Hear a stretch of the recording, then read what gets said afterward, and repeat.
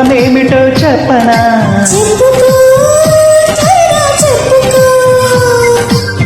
ఒకటంటే ఒకటిగా అడుగేతా, రెండంటే రెండు గుండెలను ముడిపెడదా, మూడంటే మూడు ముళ్ళేసి నాలుగు కాలాల పాటు కలిసుందా.